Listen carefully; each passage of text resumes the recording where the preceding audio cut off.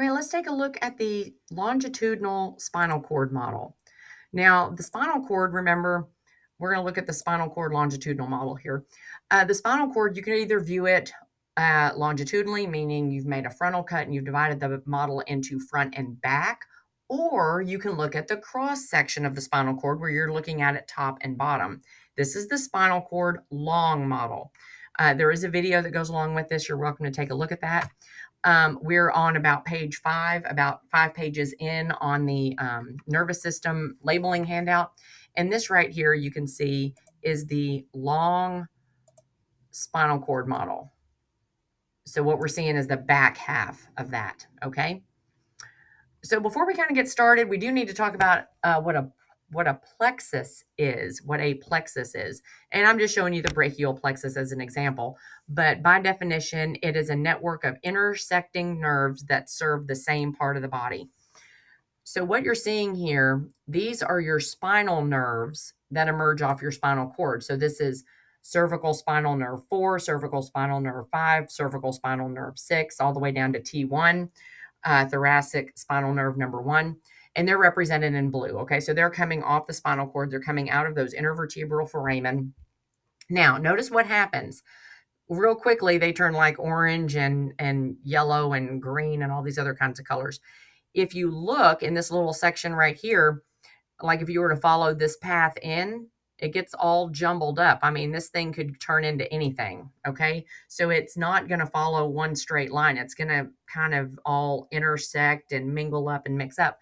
But when it emerges out of this plexus, these now have specific names based on what part of the body they are servicing. So you've got your musculocutaneous nerve, your radial nerve, your median nerve, your ulnar nerve.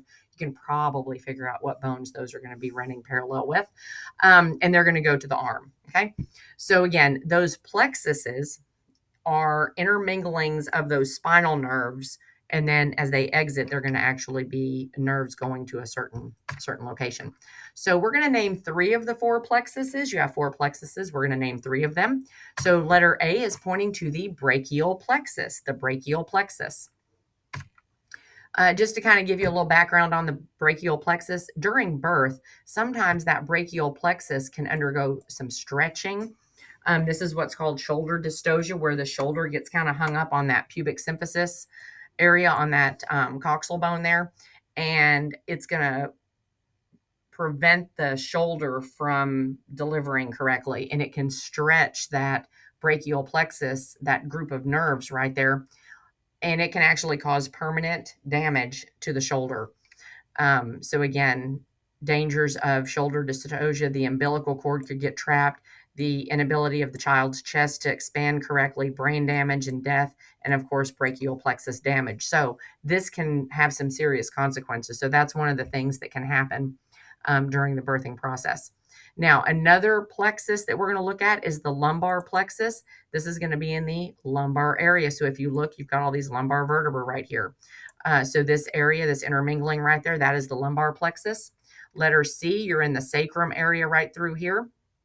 Sacrum's kind of hard to see, but this is the sacral plexus, sacral plexus. It curves inward right in this location right here. You can see your coccyx bone. So right in there, you've got your coccyx bone right here. So you're seeing that inward curve of that sacrum bone. Now, this part right here, it's a group of structures. This is called the sympathetic ganglion chain. It does appear on both sides of the body. It's only shown on the one side on the model, though. So you're seeing these bulgy pink things. So remember what a ganglia is. A ganglia is a collection of cell bodies of neurons outside of the central nervous system, in the peripheral nervous system. And these cell bodies, they're very bulky. They take up a lot of space. And they form a macroscopic visual structure called a ganglia. Now, what you're seeing in this yellow, they're all connected together. You've got ganglia connected to ganglia connected to ganglia. So this is a sympathetic ganglion chain because this is part of your sympathetic nervous system. So anything tagged in that structure there, sympathetic ganglia and chain. Now, your spinal cord doesn't actually go all the way to your coccyx bone. Your spinal cord ends right here called the conus medullaris. If you look, you've got your spinal cord and it kind of comes to a cone-shaped structure. So here's your spinal cord right here. You can see the central canal where cerebral spinal fluid is running straight down the midline there, but it kind of comes to this cone shape. And then you have all these fibers that are going to emerge off of that. But the cone part of it, the ending of the spinal cord, is called the conus medullaris. Now, all of these structures here, not talking about the center one, okay, but all of these structures here that kind of emerge, all of these fibrous strands that come off of that conus medullaris, they kind of look like a horse's tail. That's why it's called the cauda equina. Now, this very center line, I told you that when we said cauda equina, this was everything but that center line right there. That center line is called the filum terminale. Filum terminale. And as you can see, it connects the conus medullaris all the way down to the coccyx bone. So that is the filum terminale. It is the center, a little bit thicker strand right there. Okay, so that's all for the longitudinal model of the spinal cord.